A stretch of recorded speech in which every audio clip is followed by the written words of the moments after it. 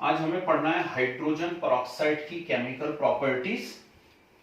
और समय यदि बच जाता है हमारे पास तो हम साथ में डिस्कस करेंगे वहां पर क्या इसके कुछ न्यूमेरिकल्स है ना, कैसे होते हैं वो बताऊंगा मैं। चलो देखो यहाँ तो केमिकल प्रॉपर्टीज में हमने कल हेडिंग डाली हुई थी ऑक्सीडाइजिंग नेचर।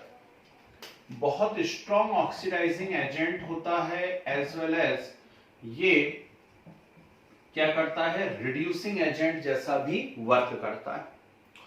तो एसिडिक मीडियम में क्या होता है कि H2O2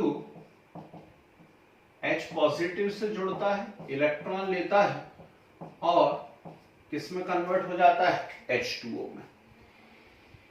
ठीक, हमें मालूम होना चाहिए कि जो इलेक्ट्रॉन लेते हैं वही तो क्या होते हैं, ऑक्सीडाइजिंग एजेंट होते हैं। ठीक, तो यहां इसका ऑक्सीडेशन स्टेट है -1 और यहां ऑक्सीडेशन स्टेट कितना हो गया, -2।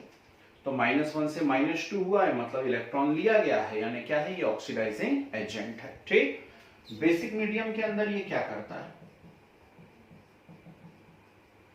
बेसिक मीडियम के अंदर जो H2O2 है ना, ये सीधे 2 इलेक्ट्रॉन लेता है और OH नेगेटिव में कन्वर्ट हो जाता है। ठीक, तो फिर वही बात आई कि H2O2 में इसका -1 है और OH नेगेटिव में कितना होता है, -2। ठीक है, तो ये है कहानी, है ना। इसे लिख लीजिए तो हम रिएक्शन शुरू करते हैं। Oxidising agent in acidic medium, कल हेडिंग डली होगी आपके पास ऑक्सीडाइजिंग रिएक्शंस, है ना, ऐसा कुछ हेडिंग डली है। क्या हेडिंग डली थी कल, लास्ट बताओ। ऑक्सीडाइजिंग नेचर ऑफ H2O2 जी, हेडिंग डली हुई है ऑक्सीडाइजिंग नेचर ऑफ H2O2। लिखे H2O2 can act as H2O2 can act as oxidizing agent in both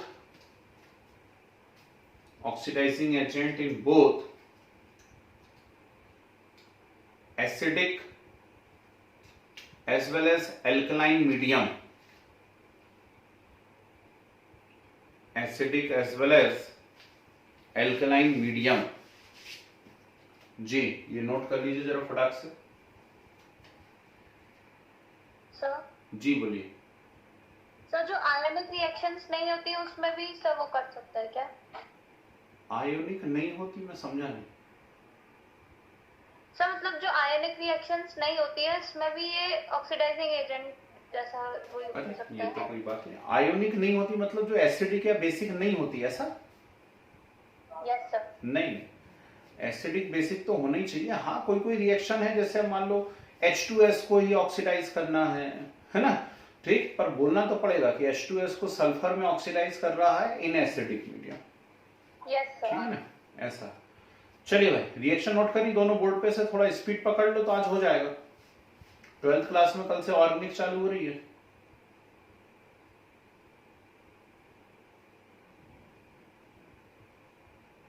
sir done. डाली heading oxidising action in acidic medium, oxidising action in acidic medium. लिखें first, oxidising action in acidic medium. लिखिए first point, लिखिए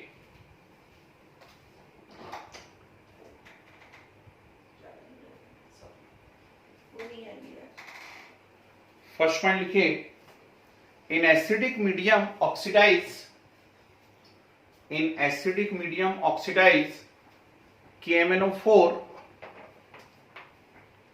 KMnO4, गड़बड़ बोल दिया मैंने कुछ, है ना, सॉरी, KMnO4 काटो। In acidic medium oxidise ferrous sulphate to ferric sulphate, ferrous sulphate to ferric sulphate.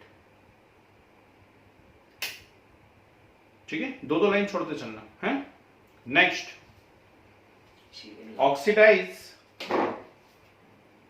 Oxidise potassium ferrocyanide to potassium ferrocyanide. Sir ये नहीं लाइन छोड़िए, दो लाइन, दो लाइन छोड़ते चलो। Oxidise potassium ferrocyanide to potassium ferricyanide, potassium ferrocyanide to potassium ferricyanide. Next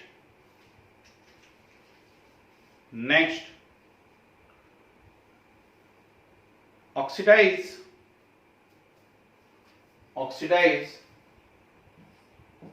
potassium iodide,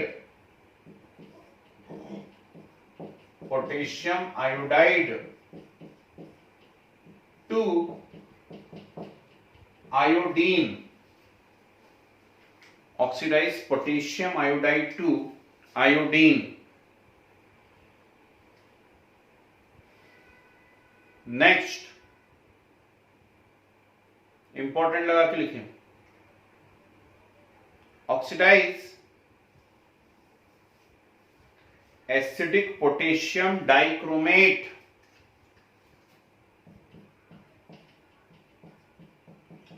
oxidise acidic potassium dichromate to chromium pentaoxide, acidic potassium dichromate to chromium pentaoxide, also called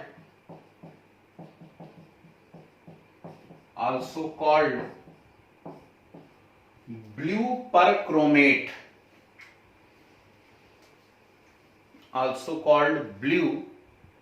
perchromate, ठीक है। Next oxidise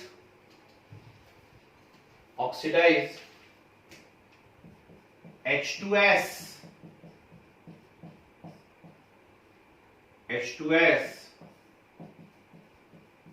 two sulphur,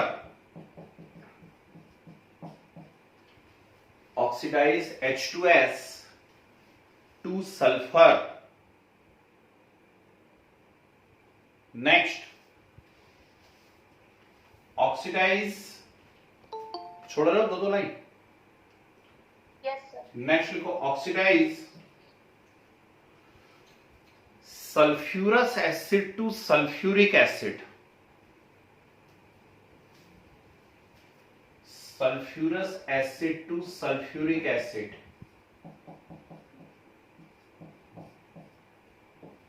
sir sulphurous acid to sulphuric acid, sulphurous acid to sulphuric acid.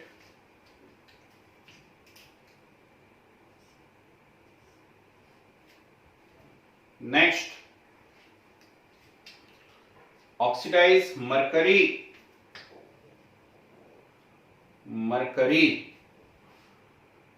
To mercurous oxide,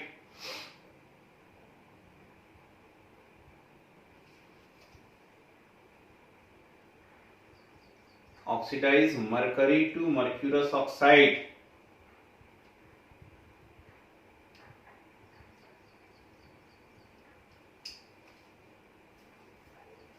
next and last, बहुत जम से important लगा के,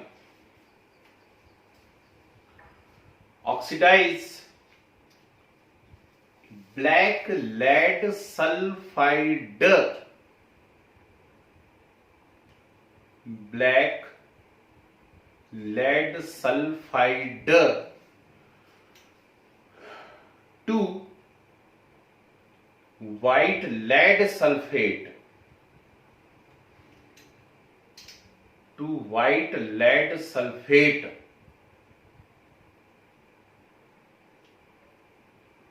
inverted comma में लिखे, this reaction used to restore, this reaction used to restore color of oil paintings, color of oil paintings। चलो अब ये सब क्या है मैं बता रहा हूं। देखिए अभी शुरू हुआ, एसिडिक मीडियम के अंदर इसकी इतनी ऑक्सीडाइजिंग एक्शन है या रिएक्शन है, फिर बेसिक मीडियम आ जाएगा, इसके बाद जो है रिड्यूसिंग एक्शन आ जाएगा एसिडिक मीडियम में, फिर रिड्यूसिंग एक्शन आ जाएगा बेसिक मीडियम में, है ना।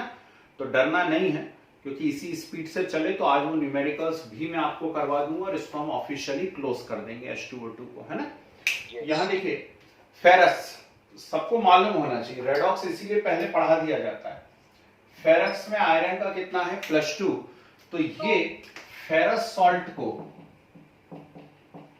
किसमें चेंज कर देता है, फेरिक सॉल्ट में। रिएक्शन यदि याद नहीं होती तो अभी सिर्फ लैंग्वेज याद करो, है फेरस को फेरिक में, फेरस को फेरिक में। पोटेशियम फेरोसाइनाइड, उसका फार्मूला ये होता है K4Fe3N6। यहाँ आयरन का ऑक्सीडेशन स्टेट +2 है, इसको ये पोटेशियम फेरीसाइनाइड में बदल देता है। पोटेशियम फेरोसाइनाइड को किस में बदल रहा है, पोटेशियम फेरीसाइनाइड, और यहां पर आयरन का ऑक्सीडेशन स्टेट कितना है +3। Okay, potassium iodide, potassium iodide को आयोडीन में ऑक्सीडाइज करता है, ठीक है। देखो रेडॉक्स की कितनी जरूरत पड़ रही है, पोटेशियम आयोडाइड में आयोडीन का है -1, यहाँ पे है 0, हो रहा है सारे ऑक्सीडेशन केस हो रहे हैं नहीं हो रहे हैं, ठीक। तो इस प्रकार से ऑक्सीडेशन करते चला जा रहा है ना। पोटेशियम डाइक्रोमेट, इस पे इंपॉर्टेंट लगा हुआ है, ये बहुत पूछते हैं। तो पोटेशियम डाइक्रोमेट को ये ब्लू पर क्रोमेट में कन्वर्ट कर देता है, यस ठीक। क्रोमियम पेंटा ऑक्साइड या ब्लू पर क्रोमेट हम इसे बोलते हैं। और यदि आपको ध्यान होगा कि रेडॉक्स में तो मैं नहीं बता पाया था, लेकिन अगले दिन एक दिन कभी मैं रिवाइज करवा रहा था, उस दिन मैंने आपको एक बटरफ्लाई बताई थी, याद है किसी को? Yes sir. ये तो ऐसे किसी से कहेंगे कि इसके अंदर क्रोमियम का ऑक्सीडेशन स्टेट बताओ CrO5 में, तो वो चीख के कहेगा +10, है ना। लेकिन जब स्ट्रक्चर बना करके आप करोगे तो आपको पता पड़ेगा ये -1, ये -1, ये -1, ये -1 और ये -2। तो क्रोमियम का यहाँ जो ऑक्सीडेशन स्टेट आएगा वो कितना आएगा, +6 आएगा, ठीक। ब्लू पर क्रोमेट नाम है इसका, और इसका स्ट्रक्चर कहलाता है बटरफ्लाई स्ट्रक्चर। आइए नहीं आई बात समझ में, ठीक है ना। चलिए H2S, H2S प्लस H2O2 क्या बनेगा, सल्फर, ठीक है ना। यहां पर -2 है, यहां पे कितना है 0। अच्छा एक और इंटरेस्टिंग बात आपको बता दूं, मालूम नहीं आप लोगों ने ध्यान दिया नहीं दिया, ये इसकी ऊपर वाली रिएक्शन जो है ना, it is not consider as oxidation reaction, इसे ऑक्सीडेशन जैसा कंसीडर नहीं किया जाता है, लेकिन फिर भी यहां पर ये आती है। क्यों नहीं किया जाता है ऑक्सीडेशन जैसा कंसीडर, क्यों आती है यहाँ पर, उसका रीजन सोचिए। तो यहाँ पे भी +6 था, यहाँ पे भी वेरी +6 है, गुड, यहाँ भी क्रोमियम का +6 और वहां भी क्रोमियम का +6 है, तो किसी का ऑक्सीडेशन तो हुआ ही नहीं ना, कैसी मजेदार बात है ना। लेकिन फिर भी इसको as a oxidation reaction consider किया जाता है। ओके, H2S -2 से कितना लिखा क्यों है नहीं है तो सर? वो एक्चुअली क्या हो रहा है इसके अंदर कि इसका फॉर्म चेंज हो रहा है, फॉर्म चेंज हो रहा है, और जो एक पर्टिकुलर क्रोमियम जो है वो उसके नंबर ऑफ ऑक्सीजन ज्यादा हो गए जिनसे वो अटैच है, ठीक है ना। यहाँ पे 2 क्रोमियम मिलके 7 ऑक्सीजन से अटैच है, 2 क्रोमियम 7 ऑक्सीजन से अटैच है, वहां एक अकेला क्रोमियम 5 ऑक्सीजन से अटैच है ना। तो एडिशन ऑफ ऑक्सीजन भी तो ऑक्सीडेशन होता है ना, इसलिए ऐसा है। चलिए सल्फ्यूरस एसिड है, तो सल्फ्यूरस एसिड को ये सल्फ्यूरिक एसिड में बदल देता है, ठीक है। मरकरी, मरकरी को मर्क्यूरस ऑक्साइड में बदल देता है। ये सब एसिडिक मीडियम में चल रही, ध्यान रखना, है ना। अब फिर एक और मोस्ट इंपॉर्टेंट, जिन बच्चों से इतनी पूरी नहीं बन रही हैं, है ना, वो एटलीस्ट इन 2 को याद करो। और आपको फिर भी प्योर 11th यदि करना है कि नहीं हमें तो बस 11th से मतलब है, बाकी हमको ना नर्स बनना है, ना हमको जो है ठेकेदारी करनी है, और सॉरी मतलब ना हमको डॉक्टर बनना है, ना हमको इंजीनियरिंग करनी है, वो पूरी छोड़ देना, है ना, उनको करना ही नहीं है, फिर छोड़ दो। तो पीबीएस, पीबीएस को ये क्या करता है कि पीबीएस को ये PbSO4 में बदल देता है, पीवीएस Yes, को किस में black. बदलता है? PbSO4 में बदल देता है। अब इसमें क्या है स्पेशल, सुनिए। ऑयल पेंटिंग्स, ऑयल पेंटिंग्स देखी होगी आपने, कोई भी मूवी वूवी के अंदर, कोई पुराने किले में गया, कहीं हवेली में गए, है ना? Yes. ऐसी बड़ी सी फ्रेम है, वहां पे कोई टंगा हुआ है, उनने कहा हमारे ये हैं, ये हमारे ये हैं, है ना? वो ज्यादातर ऑयल पेंटिंग्स होती है। ऑयल पेंटिंग्स में क्या किया जाता है, ध्यान से सुनिएगा। ऑयल पेंटिंग्स में ब्लैक बैकग्राउंड लिया जाता है। Yes, sir. ठीक, ऑयल पेंटिंग्स के अंदर ब्लैक बैकग्राउंड है, और इस ब्लैक बैकग्राउंड के ऊपर व्हाइट लेड कार्बोनेट से क्या करी जाती है? पेंटिंग बना दी जाती है। जैसे ये दुनिया की सबसे सुंदर पेंटिंग बना दी मैंने, ये लिखा हुआ है, ठीक है ना? तो ये क्या है, एक अच्छा दिख रहा होगा आपको, बहुत ही सुंदर सी क्या बन गई, यहाँ पर पेंटिंग बन गई है। ये है व्हाइट लेड कार्बोनेट। अब सुनो ध्यान से, अब ये पेंटिंग टंगी हुई है एटमॉस्फेयर के अंदर, और एटमॉस्फेयर में टंगे टंगे क्या हुआ, ये एटमॉस्फेरिक H2S के कांटेक्ट में आई, जैसे सिल्वर के साथ होता है। सिल्वर हम मार्केट से खरीद करके लेके आए तो बहुत चमक रहा है, लेकिन धीरे धीरे घर में रखे रखे वो काला पड़ जाता है ना? काला पड़ गया सिल्वर, क्या करोगे? आज की आज जितना भी घर में चांदी हो सब निकाल लो, संडे का दिन है, छुट्टी है, मेडिकल स्टोर पे जाओ, और मेडिकल स्टोर पे जाकर के एक हाइड्रोजन पेरोक्साइड की बोतल खरीद लो, ठीक है ना? एक ब्रश ले लो, टूथब्रश, हाइड्रोजन पेरोक्साइड थोड़ा थोड़ा उसके ऊपर डालो, घिस दो, देखो कैसा जगमग जगमग हो जाएगी घर की पूरी चांदी, है ना? मोहल्ले वालों की भी कर देना, 10-10 रुपए ले लेना, ठीक? अब सुनो जरा ध्यान से। तो ऐसा ही इसके साथ होता है कि ये व्हाइट लेड कार्बोनेट है, ये एटमॉस्फेरिक H2S के कांटेक्ट में आता है, और एटमॉस्फेरिक H2S के कांटेक्ट में आकर के ये क्या कर लेता है? PbS बना लेता है। क्या बना लेता है? PbS, ठीक? और PbS जो होता है इसका कलर कैसा होता है? काला। PbS का कलर कैसा होता है? ब्लैक होता है, काला होता है। अब इससे गड़बड़ क्या होती है भाई? बैकग्राउंड भी काला, उसके ऊपर जो पेंटिंग बनाई हुई थी वो पेंटिंग भी धीरे धीरे कैसे होने लगी है? काली होने लगी है। तो पता ही नहीं पड़ेगा ना कि पेंटिंग बनी किस चीज की, वो भी धीरे धीरे काली हो गई हुई। तो जब पेंटिंग खराब होने लगती है तो उस पेंटिंग को क्या करते हैं? H2O2 से धो डालते हैं, समझे? और पेंटिंग को जब H2O2 से धो डालते हैं तो वो जो ब्लैक PbS बन गया था वो व्हाइट PbSO4 में कन्वर्ट हो जाता है, पेंटिंग वापस से साफ हो जाती है। आइए नहीं आई बात सुन। इसमें तो डिटेल्स भी उसकी खराब हो जाती होंगी। क्या खराब हो जाती होगी? तो अगर पेंटिंग्स में कुछ डिटेल्स होंगी तो सर वो तो कोरोड हो गया होगा ना वहाँ पे। नहीं, वो हो तो गया ना, व्हाइट हो गया ना, फिर से तो साफ हो गया वो, ठीक? तो वापस से पेंटिंग पुरानी जैसी हो जाती, जैसी ओरिजिनल बनी हुई थी बिल्कुल वैसी की वैसी हो जाती है। ये बात अलग है कि पहले व्हाइट PbCO3 था और अब व्हाइट PbSO4 है, तो हमें उस केमिकल से थोड़ी ना मतलब है, हमें तो उसके कलर से मतलब है, समझे? तो ये आप बाकी लोग नोट करते जाओ, आप बोलो बोलो बोलो। सर ये तो कम रिएक्ट करता है एटमॉस्फेयर से। कौन? Sir lead sulphate. Lead sulphate atmosphere से रिएक्ट? लेड सल्फेट ने तो कर लिया रिएक्ट, करने के बाद ही तो ब्लैक हो गया वो, ठीक है ना? अब ब्लैक सर लेड सल्फेट जो सब बना लास्ट में व्हाइट वाला, वो कब फिर रिएक्ट करता है? PbSO4 बन गया ना, तो PbSO4 बन गया तो अब वो नहीं करने वाला रिएक्ट, है ना?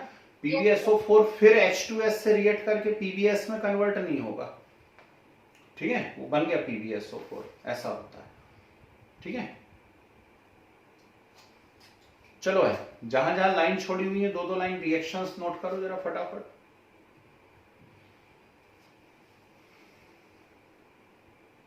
जो एब्सेंट है उनको डराना, फोटो खींच खींच करके भेजना, उनको डराना, देखो रिएक्शन कैसी होती है। Yes, sir.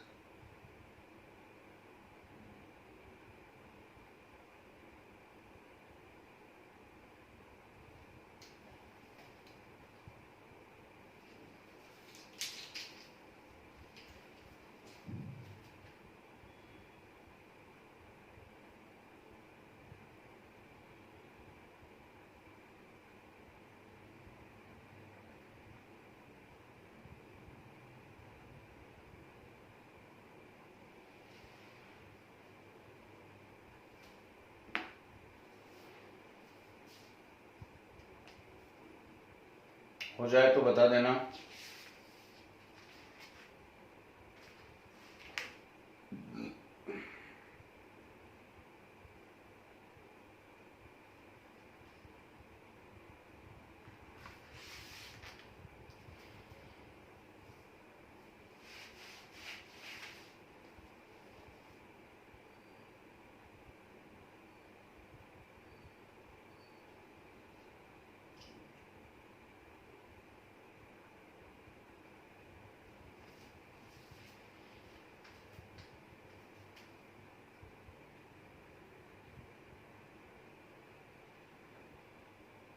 सर ये जो पेन की इंक रहती सर, इसमें कौन सी थी सर? किसमें? एसिड कौन? मतलब काय में? सर ये पेन की लेड में सर वो कौन सा था सर? रिफिल में? वो अलग चीज है भाई। यस। वो इंक इसका कोई लेना देना नहीं। वो तो क्या मालूम क्या आइटम होता है। सब कंपनियों के अलग अलग कुछ केमिकल्स होते हैं। यस।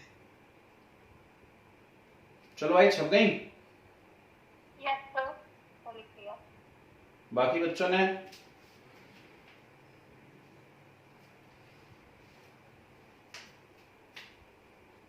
सर ये H2SO3 वाली कहाँ है थी?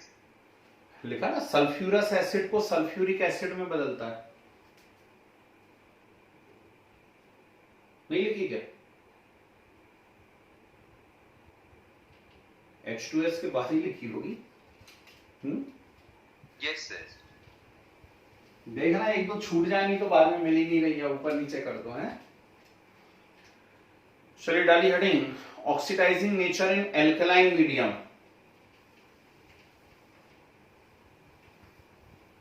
Oxidising nature in alkaline medium. Sir इससे पहले वाली हेडिंग में आपने ऑक्सीडाइजिंग एक्शन बोला था। अरे एक ही बात है, जैसा लिखना, ऑक्सीडाइजिंग एक्शन लिखना हो, नेचर लिखना हो, ठीक। Oxidising nature in alkaline medium, अभी एसिडिक मीडियम में थी ये सब है। लिखिए इसमें first, oxidise sulphide to sulphate. दो लाइन छोड़ते जाना इनमें भी है। Oxidise sulphide to sulphate.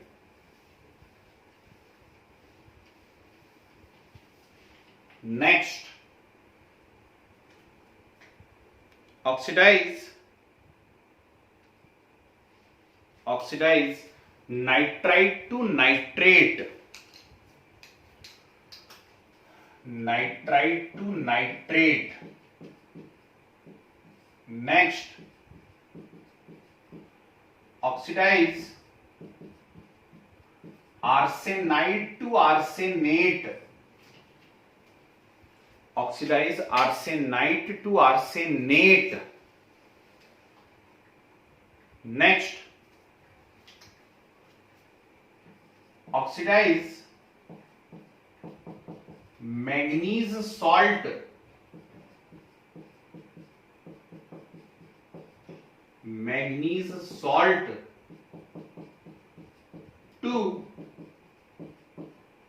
To MnO2। Manganese dioxide, manganese salt to MnO2। Manganese dioxide में ऑक्सीडाइज करता है। Next, oxidise chromium salt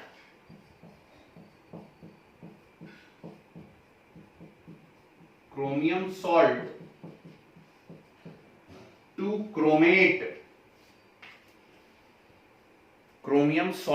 chromate. Next,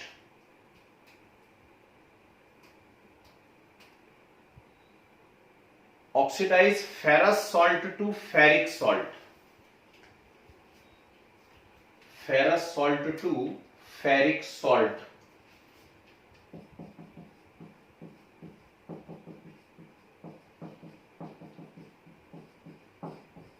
ठीक है जी। तो इसमें यदि आप करना चाहते हैं तो बस ये दो रिएक्शन को बहुत अच्छे से घोंट लेना, क्योंकि बाकी अभी आपके लिए बहुत बड़ी रिएक्शन होगी, लेकिन ये एकदम नॉर्मल होती। कोई भी ऑक्सीडाइजिंग एजेंट हो, कोई भी ऑक्सीडाइजिंग एजेंट हो वो हमेशा सल्फाइड को सल्फेट में ही ऑक्सीडाइज करता है, तो उसमें कोई बात ही नहीं है। नाइट्राइट को नाइट्रेट में ऑक्सीडाइज करता है। आपको यदि ऑक्सीडेशन नंबर निकालने आते हैं तो आपको ज्यादा अच्छे से पिक्चर क्लियर हो रही होगी। आर्सेनाइट को आर्सेनेट में कन्वर्ट करता है, ठीक है। फिर मैग्नीज है, मैग्नीज सॉल्ट, यहां पर Mn का +2 है, इसको क्या करता है, MnO2 में कन्वर्ट करता है। काय में कन्वर्ट कर देता है, MnO2 में कन्वर्ट कर देता है। मैं सबके ऑक्सीडेशन नंबर लिख रहा हूं अभी, है। क्रोमियम है, तो क्रोमियम सॉल्ट है, क्रोमियम सॉल्ट को क्रोमेट में बदल देता है, ऐसा, ठीक, क्रोमेट में बदल देता है। क्रोमियम सॉल्ट को किस में बदल दिया उसने, क्रोमेट में बदल दिया, ठीक है ना। प्लस और फेरस को देखो, वहां पर भी फेरस को फेरिक में बदल रहा था एसिडिक मीडियम में, एल्कलाइन में भी फेरस को फेरिक में बदल रहा है, तो फेरस सॉल्ट को किस में बदल देता है, सॉरी, फेरिक सॉल्ट में बदल देता है, इस प्रकार से। तो ये होती है रिएक्शन। और यदि आपको ऑक्सीडेशन नंबर क्लियर है अच्छे से, तो ये देखिए सभी में क्या हो रहा है, ऑक्सीडेशन हो रहा है। नाइट्राइट का नाइट्रेट में, है ना, और ये आर्सेनाइट का आर्सेनेट में हो रहा है, ऑक्सीडेशन नहीं हो रहा है, ठीक। तो ये है रिएक्शन, है ना। पूरी याद नहीं हो पाएंगी तो एटलीस्ट इन 2 को याद करिए, ये इंपॉर्टेंट है, ठीक। नोट कर लीजिए फटाफट।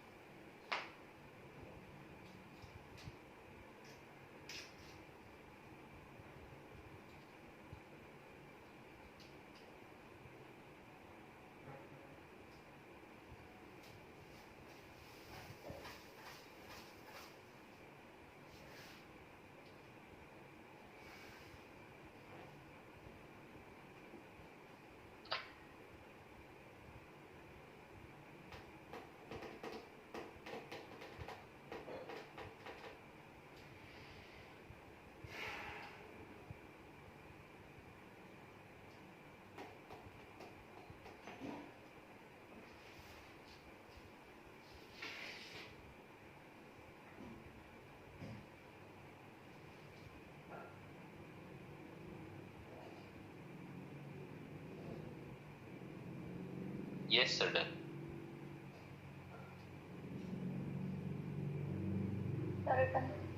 चलिए, डाली heading reducing nature. Reducing nature,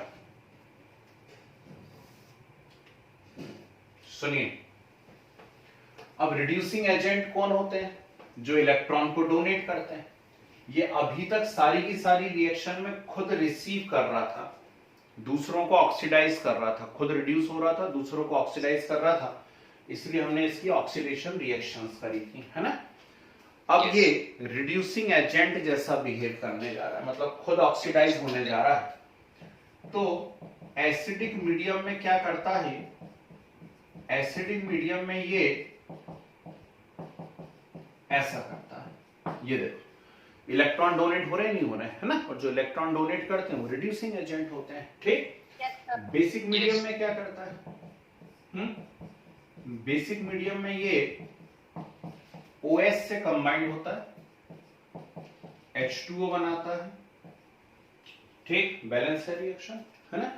तो H2O बनाता है और साथ में क्या करता है, इलेक्ट्रॉन को डोनेट करता है।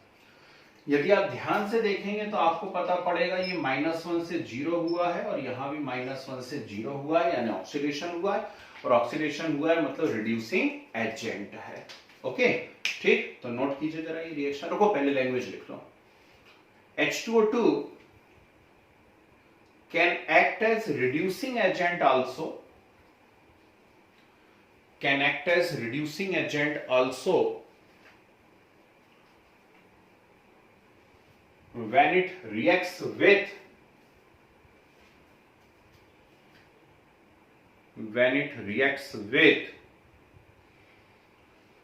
a strong oxidizing agent.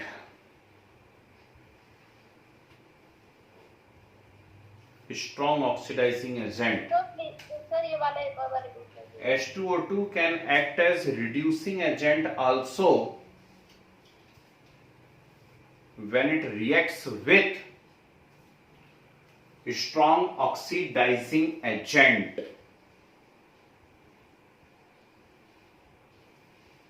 ठीक है जी, ये नोट करिए जरा दोनों रिएक्शंस क्विक।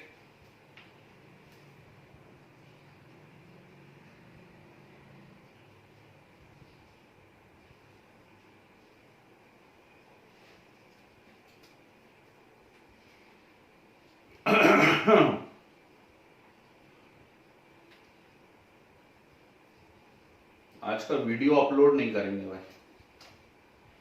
तो जो संडे मना रहे हैं उनको संडे मना लेने दो अच्छे से, है ना। सजा लेना जरूरी। चलिए, diluting reducing action in acidic medium. Reducing action in acidic medium लिखे, फर्स्ट पॉइंट लिखे सर। इन एसिडिक मीडियम जी, फर्स्ट पॉइंट लिखे reduce pink coloured. Reduce pink colour first point है क्या? जी जी जी, एसिडिक मीडियम में फर्स्ट लिखे reduce pink coloured KMnO4 solution. Reduce pink colored KMnO4 solution to colorless. दो लाइन छोड़ते चलना। To colorless. Next, reduce acidic potassium dichromate. Acidic potassium dichromate bracket में लिखिए orange coloured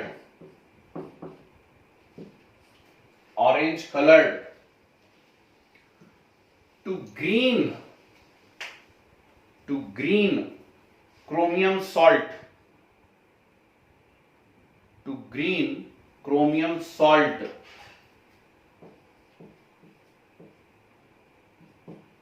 Next,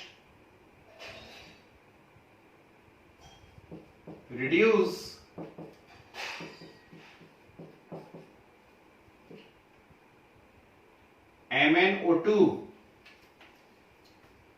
MnO2 to manganese salt.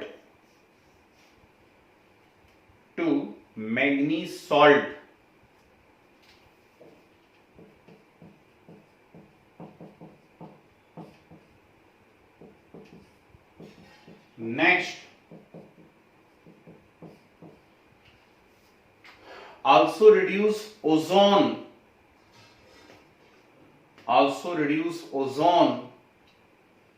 To dioxygen.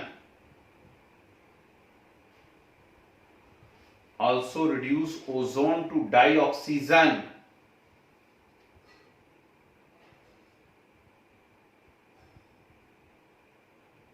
Last, reduce halogen to hydrogen halide. Reduce halogen to hydrogen halide. That's why it act as, sir उसी के continue में जी जी, that's why it act as anti-chlor also. That's That's why it act as anti-chlor also. Sir हाँ। एक बात बोलिए sir, please repeat. Reduce hydrogen halide to halogen.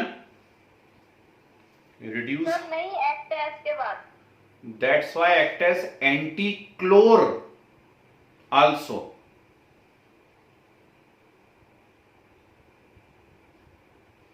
ठीक है, yes sir. Board पे देखिए जरा ध्यान से। KMnO4 है प्लस H2SO4 प्लस H2O2 है ना। KMnO4 का जो कलर होता है वो पिंक होता है, पिंक वायलेट होता है। वैसे वायलेट कलर के क्रिस्टल्स होते हैं, ऐसे ऐसे हिलाओगे तो वो पिंक पिंक टाइप के दिखते हैं, है ना। बड़ा मजा आता है देखना कभी। तो K2SO4 plus MnSO4 plus H2O plus O2।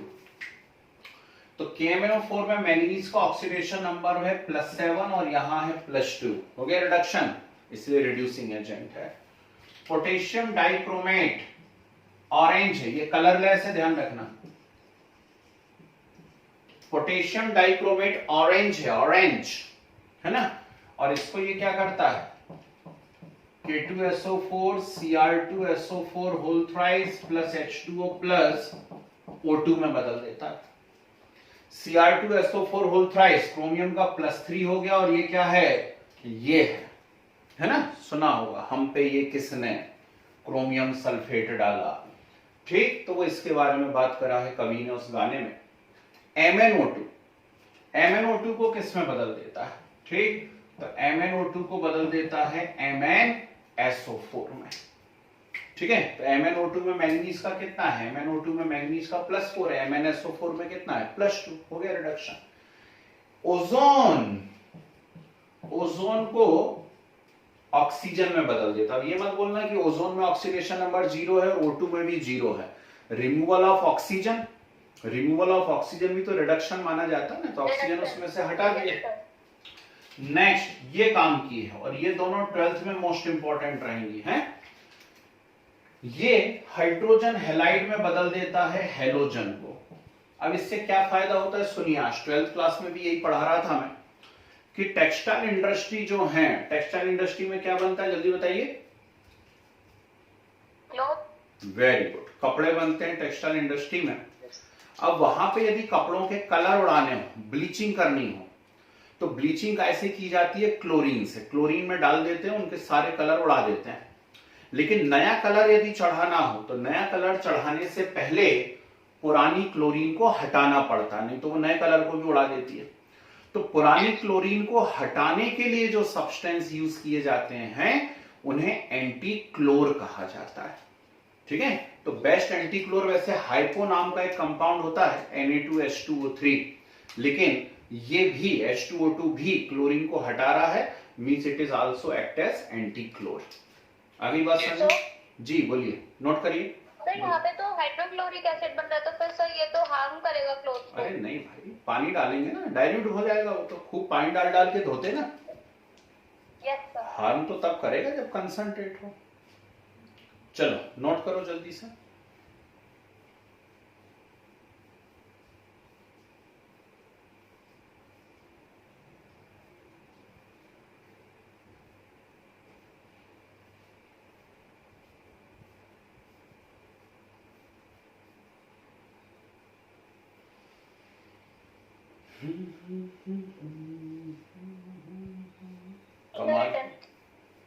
कमाल की स्पीड है, मतलब ब्रेकफास्ट हो गया यानी। हाँ,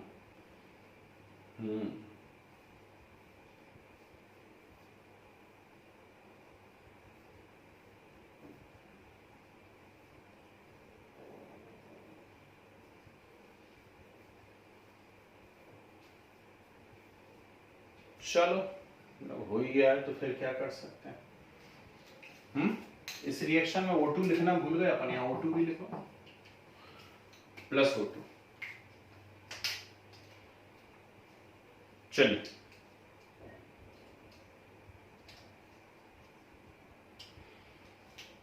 बढ़े, डाली heading reducing nature in alkaline medium.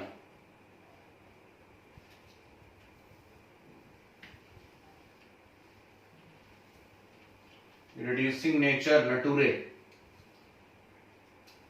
in alkaline medium.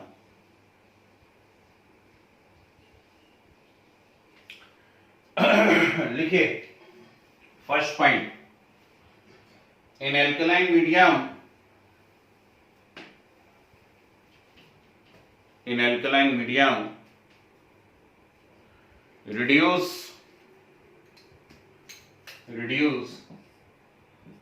potassium permanganate,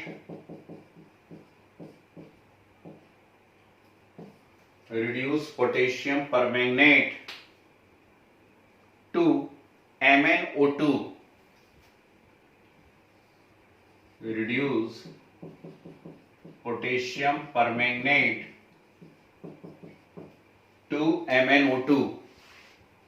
छोड़िए 2 line. Next, reduce ferric salt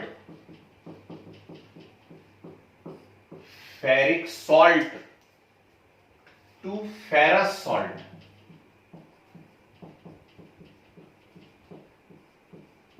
Ferric salt to ferrous salt. Next,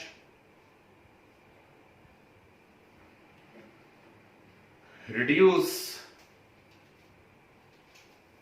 2 line छोड़ रहा हूं ना, reduce potassium ferricyanide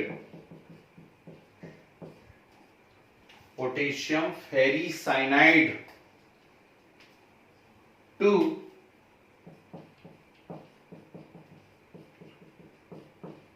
potassium ferrocyanide. Potassium ferricyanide to potassium ferrocyanide. ठीक है. Next, reduce metal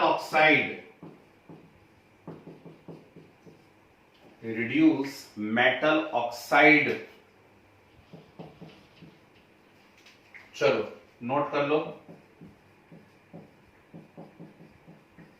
कोई ऐसी काम की नहीं है इसलिए मैं ज्यादा इस पे लोड नहीं दे रहा हूं.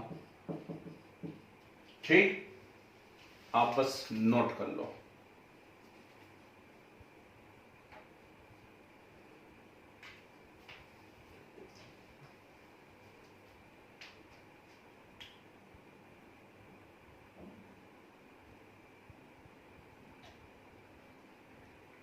सर अपन ने सिल्वर वाली का वो नहीं लिखा सर.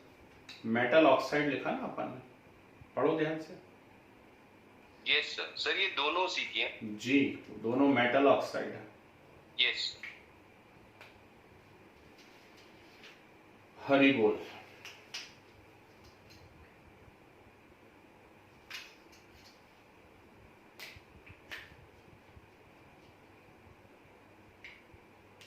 जी, हो जाए तो बताएं.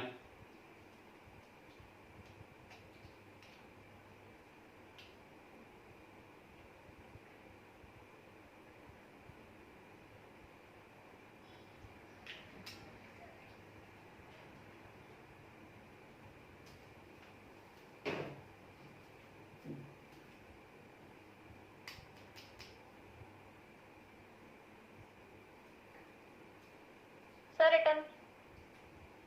चलिए डाली हेडिंग, ब्लीचिंग एक्शन.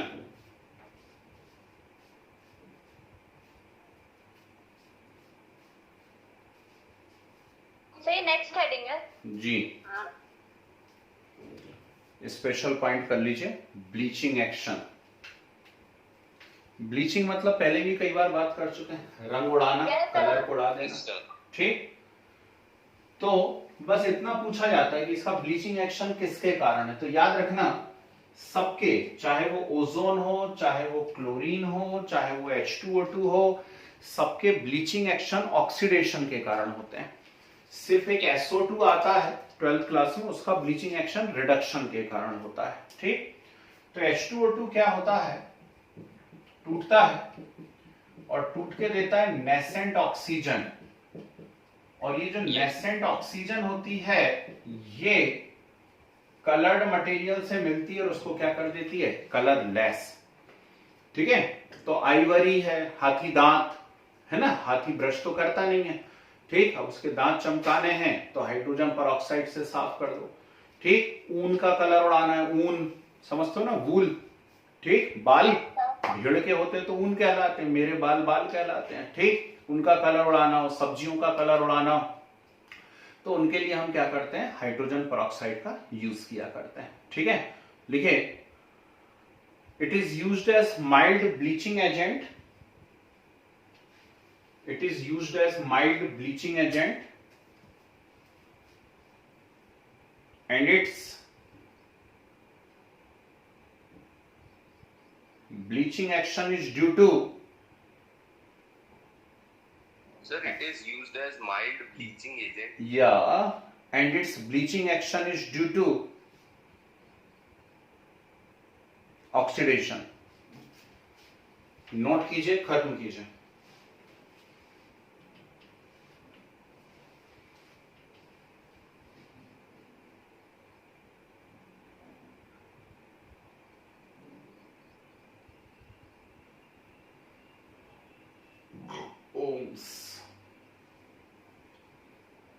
सर ये रिएक्शन लिख लें। जी, ये नोट कीजिए, मतलब इसको नोट कीजिए।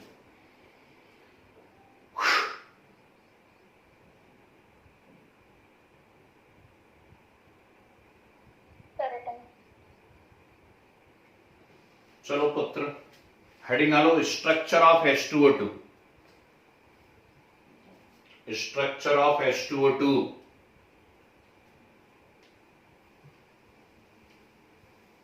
चार लाइन छोड़िए, होमवर्क है आपका।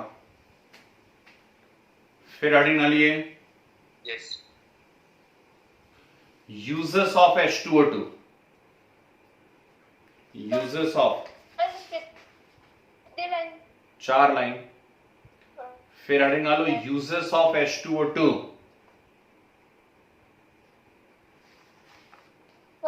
जी, ये स्ट्रक्चर ऑफ H2O2 में कितनी लाइन छोड़ना है? चार लाइन भाई, चार लाइन, इतनी देर में तो मैं ही बता देता। और यूजेस ऑफ H, की वीडियो सर पॉज हो गई थी इसलिए। कोई बात। स्ट्रक्चर ऑफ H2O2 चार लाइन छोड़िए, फिर यूजेस ऑफ H2O2 5-6 लाइन छोड़ दीजिए, है ना। कभी चोट लग जाती है, आप देखते होंगे वो एक मोटी मोटी सी स्किन बन जाती घाव के ऊपर। अब ड्रेसिंग कराने हम गए हॉस्पिटल में, है ना, तो वहां जो कंपाउंडर अंकल रहते हैं या सस्ते वाले डॉक्टर हैं तो वो खुद ही कर देते हैं। एक बॉटल उठाते हैं, उस घाव के ऊपर कुछ डालते हैं, कॉटन लेते हैं और ऐसे कॉटन से ऐसे घिस घिस के उसको साफ कर देते हैं और फिर दवाई लगाते हैं। होता है ऐसा, है ना। तो वो क्या डाला है आपके घाव के ऊपर, उन्होंने क्या डाला, हाइड्रोजन परऑक्साइड डाला। ठीक, कान में कभी कभी वो उसको परहाइड्रोल नाम से बिकता है मार्केट में, परहाइड्रोल। ठीक है, मान लीजिए ईयर वैक्स ज्यादा हो गया है, कान के अंदर साफ सफाई करी नहीं है, बहुत ईयर वैक्स जमा हो गया है, तो कान साफ करना है तो उसके लिए भी H2O2 डालते हैं। हर कोई सा मत डाल देना, नहीं तो इधर से डाले इधर से निकल गया, पता चला बाहर, है ना। ठीक है ना। नहीं, स्प्रिट अलग चीज होती है भाई, स्प्रिट अलग चीज होती है ना। स्प्रिट जनरली जो है वो एथेनॉल के लिए टर्म यूज होता है, C2H5OH। ठीक है, तो वो C2H5OH होता है, वो अलग आइटम है, ये अलग आइटम है। या फिर ईथर होता है, स्प्रिट, ईथर। ठीक है, चलो, तो अब मैं आपको एक बहुत इंपॉर्टेंट बात पढ़ाने जा रहा हूं। जो नेक्स्ट कंसेप्ट हम लोग यहां डिस्कस करने जा रहे हैं, जबरदस्त इंपॉर्टेंट है। डालिए side heading, strength of, 5-6 line छोड़ देना यूजर्स के लिए, और हेडिंग डालिए strength of hydrogen peroxide solution, strength of hydrogen peroxide solution.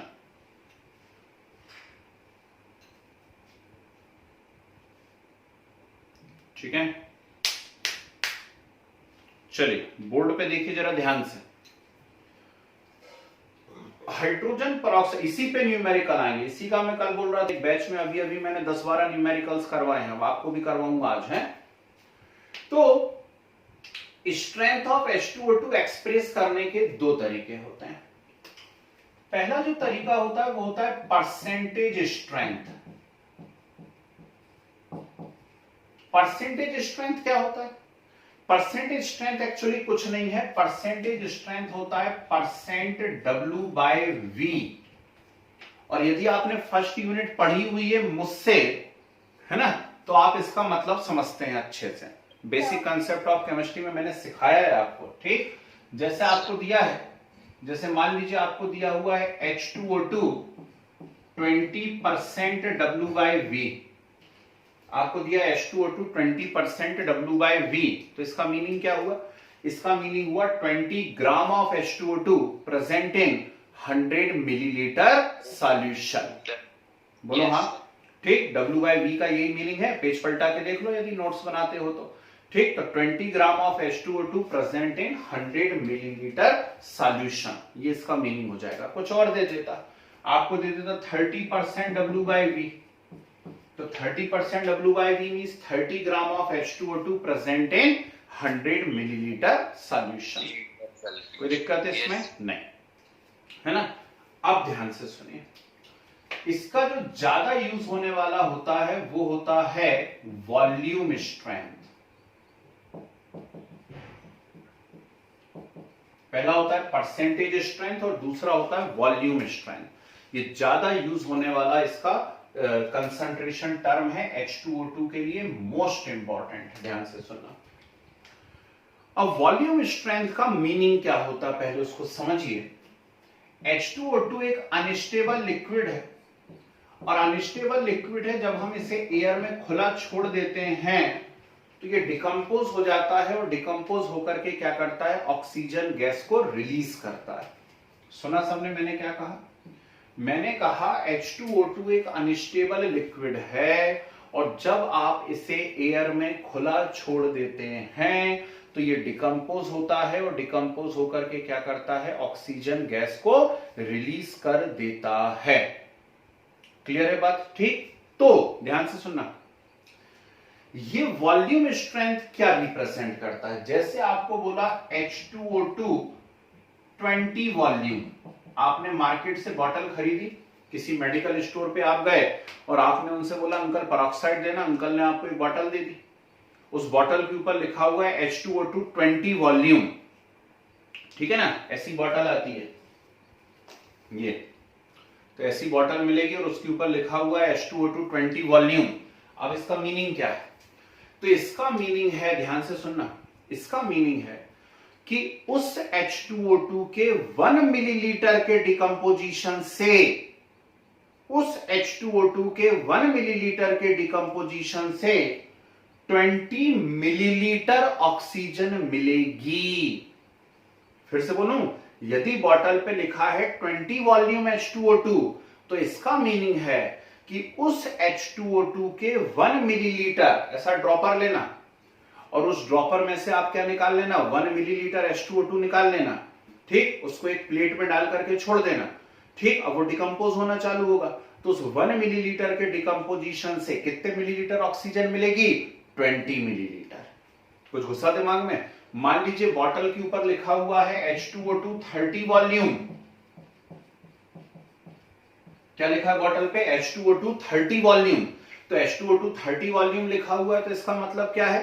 उस H2O2 के 1 मिलीलीटर के डिकम्पोजिशन से, उस H2O2 के 1 मिलीलीटर के डिकम्पोजिशन से 30 मिलीलीटर ऑक्सीजन मिलेगी। समझे बात को? नहीं समझ पाई? ये होता है भैया, इस वॉल्यूम का मीनिंग ये होता है, ठीक। अब सुनो, इसके ऊपर आते हैं न्यूमेरिकल्स, और जबरदस्त इंपॉर्टेंट न्यूमेरिकल बनते हैं। जिनको सिर्फ 11th करनी है उनकी हो गई 11th खत्म, उनको ये पढ़ने की भी जरूरत नहीं है भाई, है ना। मैं प्योरली कॉम्पिटेटिव की बात कर रहा हूं। केमिस्ट्री में ऐसा अलग नहीं होता कि आपकी IIT की अलग क्लास लग रही है और 11th की अलग लग रही है ना, सब एक ही होता, अलग अलग थोड़ी ना पढ़ाई होती कभी भी। तो क्या होना है यहाँ पे, ध्यान से सुनिएगा, कि ये प्योरली कॉम्पिटिटिव का पार्ट है और इसके ऊपर पूछे जाते हैं जबरदस्त न्यूमेरिकल्स। अब कैसे न्यूमेरिकल्स आते हैं उसके बारे में बात करते हैं। तो आपको बुक में नहीं पढ़ना, बुक के चक्कर में नहीं पढ़ना। बुक के चक्कर में पढ़ोगे तो एक एक डेढ़ पेज के सॉल्यूशन है। मैं आपको सीधी ट्रिक बता रहा हूं, डायरेक्ट अप्लाई करना, विद इन 5 सेकेंड आपके आंसर्स आएंगे। ठीक है, चलिए ट्रिक देखिए। Trick first, volume strength is equal to 5.6 into normality. खत्म, खत्म हो गया। आपको नॉर्मेलिटी दी जाएगी और आपसे कहेगा वॉल्यूम स्ट्रेंथ बताओ, उठा के सीधे 5.6 से मल्टीप्लाई कर देना। कहां से आया, क्यों आया, कैसे आया, आपको पेड़ गिनने से मतलब नहीं है, आप आम खाओ, है ना। ठीक, तो सीधे 5.6 से मल्टीप्लाई करो, आपका आंसर आ गया। मान लो नॉर्मेलिटी नहीं दी हुई है, नॉर्मेलिटी की जगह परसेंटेज स्ट्रेंथ दी हुई है और परसेंटेज स्ट्रेंथ को वॉल्यूम स्ट्रेंथ में कन्वर्ट करना है। परसेंटेज स्ट्रेंथ को वॉल्यूम स्ट्रेंथ में कन्वर्ट करना है। तो अब क्या करोगे, कुछ नहीं, volume strength is equal to 5.6 into percentage strength into 10 upon 17। ये 17 क्या है, ये 17 है इक्विवेलेंट मास ऑफ H2O2, है ना। इक्विवेलेंट मास निकालना सिखाया मैंने आप नॉर्मेलिटी के पहले, चेक करो कॉपी में। ठीक, तो ये 17 क्या है, 17 है इक्विवेलेंट मास ऑफ H2O2। अब मान लो परसेंटेज स्ट्रेंथ भी नहीं दिया हुआ है, हमें सिर्फ स्ट्रेंथ दी है ग्राम पर लीटर में। परसेंटेज की जगह हमें सिर्फ स्ट्रेंथ दे दी है ग्राम पर लीटर में। तो अब क्या करोगे, कुछ नहीं, volume strength is equal to 5.6 into strength in gram per litre upon 17। खत्म हो गया, खेल खत्म। ठीक, ये ट्रिक्स हम सीधे सीधे लगाते हैं और इन ट्रिक को लगा के अब भी आप 5 मिनट बाद महसूस करोगे यार मजा आ गया, सटासट आंसर निकलने लगे। ठीक है ना। अच्छा, मान लीजिए उन्होंने आपको फंसाने की कोशिश करी और नॉर्मेलिटी की जगह मोलैरिटी दे दिया, तो क्या करोगे। ठीक, तो सबको है ना, normality equal to molarity into valency होता है या molarity equal to normality upon valency होता। तो आप क्या करोगे, वॉल्यूम, ये trick number 2, volume strength is equal to 11.2 into molarity. क्या कर दोगे, volume strength equal to 11.2 into molarity. समझ गए। ठीक, मतलब वैलेंसी इसकी 2 है ना, मॉलिक्यूलर मास है 34। ठीक, तो 34 डिवाइडेड बाय 2 17 होता है, तो इक्विवेलेंट मास 17 है। तो 5.6 में 2 से मल्टीप्लाई करो ना, तो 5.6 में 2 से मल्टीप्लाई करो तो 11.2 आता है कि नहीं आता है, आगे है ना। अब ये वाली ट्रिक्स अप्लाई करना है। ठीक, तो ये वाली ट्रिक कैसे बनेगी, इसके अंदर volume strength is equal to कितना, 11.2 इंटू क्या, परसेंटेज स्ट्रेंथ इंटू 10 अपॉन, जल्दी बोलो, 34। यस सर, डबल हो जाए। ठीक, अपॉन 34। तो करने की जरूरत ही क्या है यार, है काय को जबरदस्ती उलझ रहे उस चक्कर में। ये लिखा तो है 11.2 अपॉन 34 लिखो या 5.6 अपॉन 17 लिखो, बात तो एक ही होती है ना। Yes sir. हाँ या ना, होती है। ठीक, ये वाली ट्रिक बनानी है। क्या करोगे, वॉल्यूम स्ट्रेंथ इक्वल टू वही का वही 11.2 into strength in gram per litre और अपॉन कितना हो जाएगा 34, है ना। तो आपके काम की असली जो बातें हैं वो ये 2 हैं। यस, क्लियर है बात, ठीक है ना। चलिए, तो हेडिंग डाली हुई है आपके पास, स्ट्रेंथ ऑफ H2O2। लिखिए, express by following 2 methods, express by following 2 methods. First heading, percentage strength,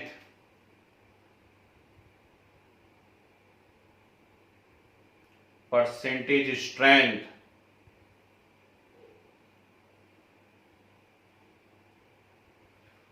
लिखिए it is actually, it is actually percent W by V.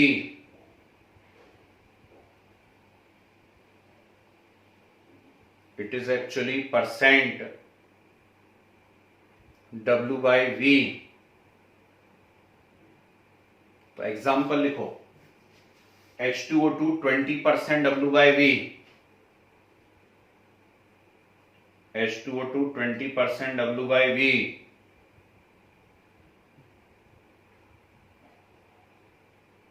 means 20 gram of H2O2 present in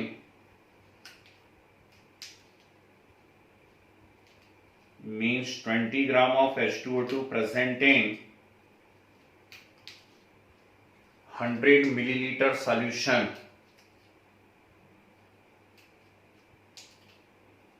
20 gram of H2O2 present in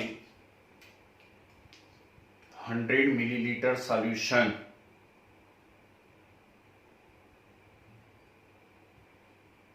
ठीक है, एक और example लिख लो, H2O2 30% W by V.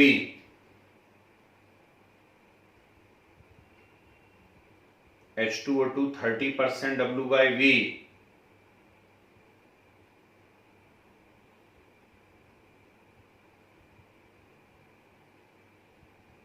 means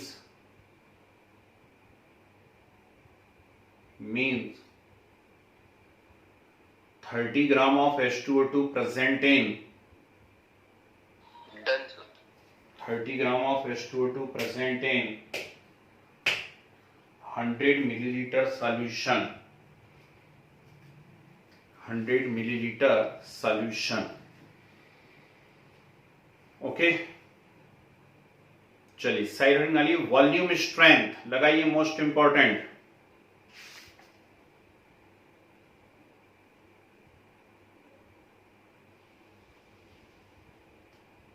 volume strength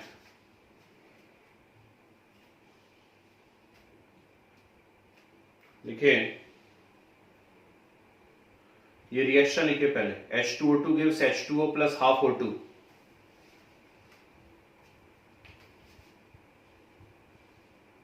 H2O2 gives H2O plus half O2. Yes, sir.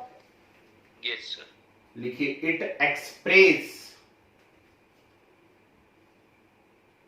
it express the amount of ना हाँ ठीक है, it express the amount of O2 in milliliter. O2 in milliliter formed by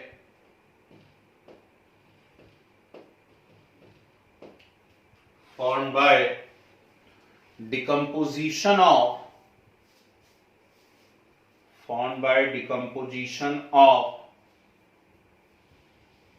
1 milliliter H2O2.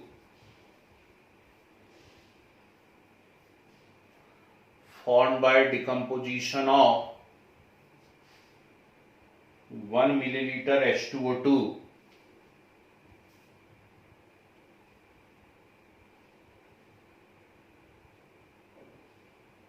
ठीक है, example लिखें, 20 volume H2O2 means 20 volume H2O2 means 1 milliliter H2O2 on decomposition.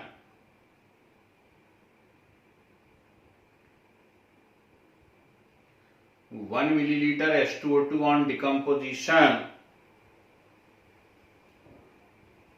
gives 20 milliliter O2.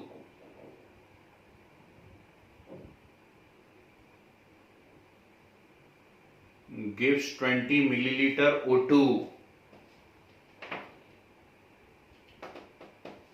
और लिखाऊं एक आध एग्जाम्पल, आ जाएगी बात समझ में? हैं? Yes, sir. आ जाएगी। 30 वॉल्यूम लिखा है, मतलब 1 millilitre H2O2 on decomposition give 30 millilitre O2। ठीक है, हेडिंग डाल दो ट्रिक्स फॉर न्यूमेरिकल्स, ये नोट कर लो दोनों ऐसी एक बॉक्स बना के, trick 1 trick 2, tricks for numericals.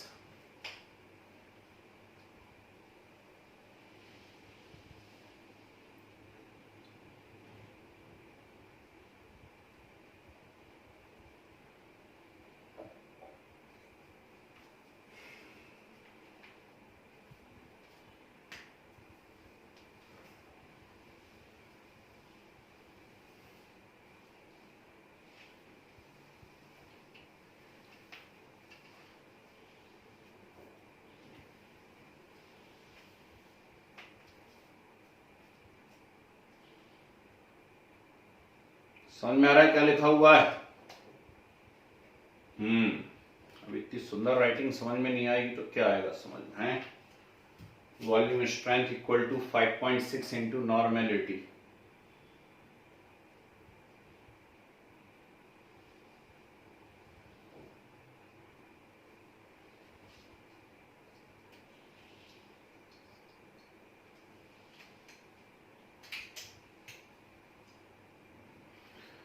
Hari बोल।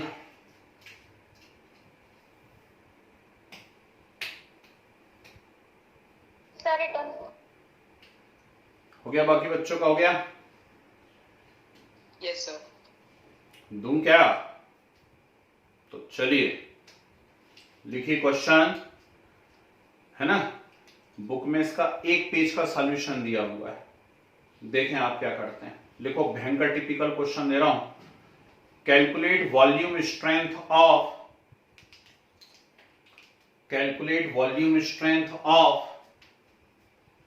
1.6 normal H2O2. Calculate volume strength of 1.6 normal H2O2. Sir, 8.96. Other guys? Yes sir. Sir 5.6 into 1. चलिए, भयंकर कठिन तो नहीं लगा, तो वॉल्यूम स्ट्रेंथ 5.6 इंटू 1.6, खेल खत्म हो गया। ठीक, नेक्स्ट क्वेश्चन लिखिए जी। सर आंसर बोल रही थी। लिखिए नेक्स्ट क्वेश्चन लिखिए। Calculate normality of 20 volume H2O2. Calculate normality of 20 volume H2O2.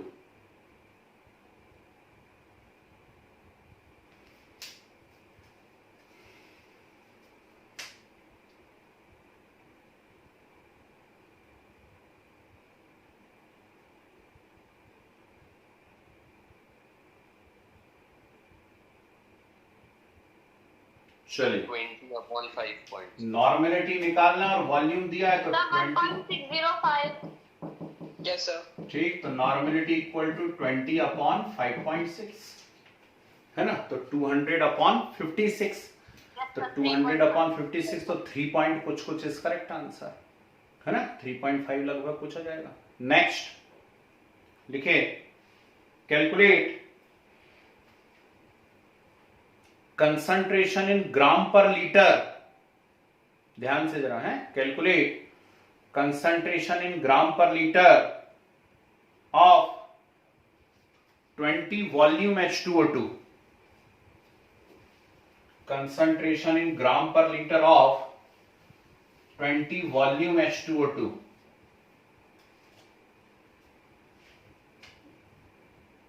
लगाइए। 60.7। वेरी गुड, बहुत बढ़िया। बाकी बच्चे पिछड़ तो नहीं रहे। 20 वॉल्यूम H2O2 दिया है, ये देखो, ये लगेगा ग्राम पर लीटर पूछा ना, पहली ट्रिक लिखी है यार आपके पास ये। Yes sir. तो 20 वॉल्यूम दिया हुआ है, तो 20 वॉल्यूम दिया हुआ है 5.6, ठीक, ग्राम पर लीटर में हमसे पूछा गया है, अपॉन 17 मल्टीप्लाई कर दो, 17 इंटू 20 340 अपॉन 5.6, ठीक Yes, है ना? तो ये आपका आंसर आ गया ग्राम पर लीटर में। बहुत टिपिकल लग रहा है क्या? No sir. Yes, sir.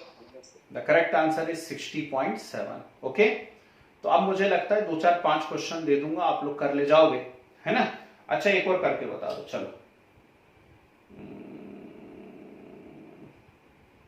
छोड़ो, लिख लो 2 4 5 क्वेश्चन लिख लो, आप लोग कर लोगे।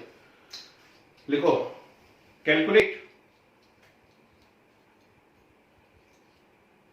Normality of solution, normality of solution if 1 liter H2O2, if 1 liter H2O2 labelled, मतलब उसके ऊपर लेबल लगा हुआ है, चिपका हुआ है, लेबल्ड 30 वॉल्यूम, 30 वॉल्यूम। आंसर लिख लीजिए, आपका आंसर आना चाहिए 5.35, 5.35, ठीक है। नेक्स्ट, कैलकुलेट अमाउंट पर litre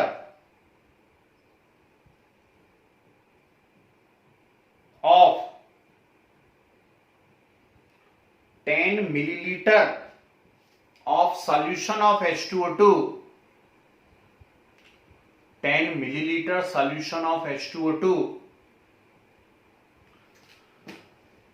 labeled 20 volume।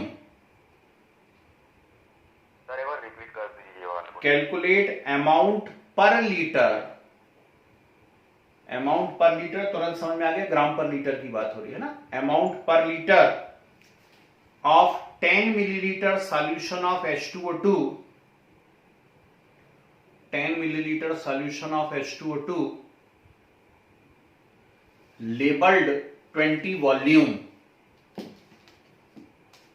labeled 20 volume।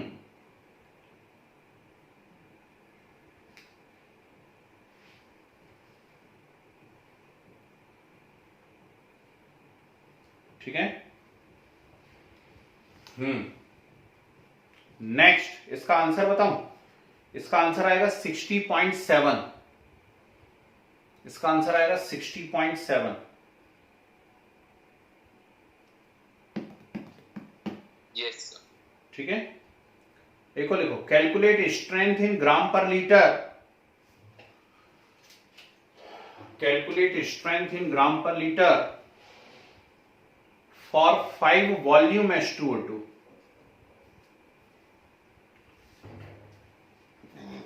5 volume H2O2, ठीक है। 5 वॉल्यूम H2O2 है, यस। और उसकी स्ट्रेंथ निकालना है आपको ग्राम पर लीटर में। 5 into 17 upon 5.6। कमाल हो गया। चलिए नेक्स्ट, 2 और शानदार क्वेश्चन लिखिए, बहुत ही प्यारे। What is the mass of H2O2? What is the mass of H2O2 present in, what is the mass of H2O2 present in 1 liter of 2 molar solution, 1 liter of 2 molar solution,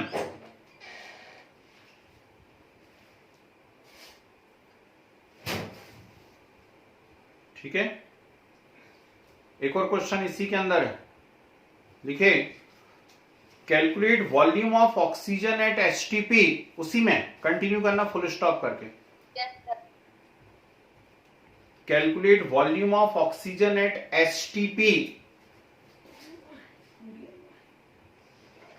liberated on, sir at STP standard temperature pressure, yes sir, liberated on complete decomposition liberated on complete decomposition of 100 cc of this solution, 100 cc of this solution, बहुत प्यारा question, 100 cc of this solution, आपका answer आना चाहिए 2.24 litre. करके देखिएगा, नहीं बनेगा तो निश्चित पूछना नेक्स्ट क्लास में। 2.24 लीटर। ओके, लास्ट एक और क्वेश्चन लिखे। 30 millilitre of H2O2 solution,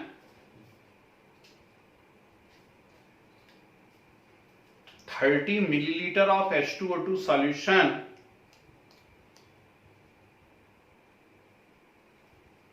after acidification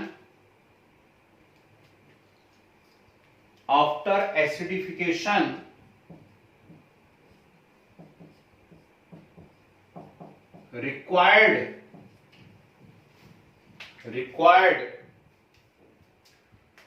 30 milliliter N/10 KMnO4, required 30 milliliter N/10 KMnO4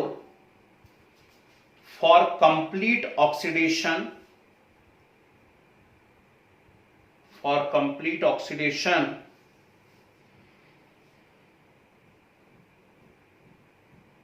calculate volume and percentage strength of H2O2, calculate volume and percentage strength of H2O2।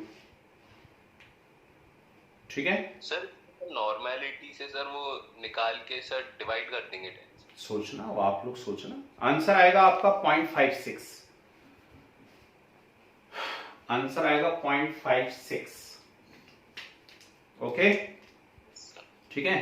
तो answers भी बता दिए, questions भी बता दिए, ट्रिक भी बता दी, सारी रिड्यूसिंग एक्शन बता दी, ऑक्सीडाइजिंग एक्शन बता दी, सारी प्रिपरेशन बता दी, कुल मिलाकर के H2O2 पूरा बता दिया। ये समाप्त हुआ भाई आपका हाइड्रोजन यूनिट। 3 बिल्कुल साफ साफ पार्ट थे इसके, hydrogen, water and hydrogen peroxide. अब जो एग्जाम देना हो दुनिया का जाके दे दीजिए पढ़ के, ठीक है ना, कॉपी में से आपसे सारे क्वेश्चंस बन जाएंगे। ठीक, ये समाप्त हुआ भैया हमारा हाइड्रोजन भी, है ना। तो अब कल से हम प्लानिंग कर रहे हैं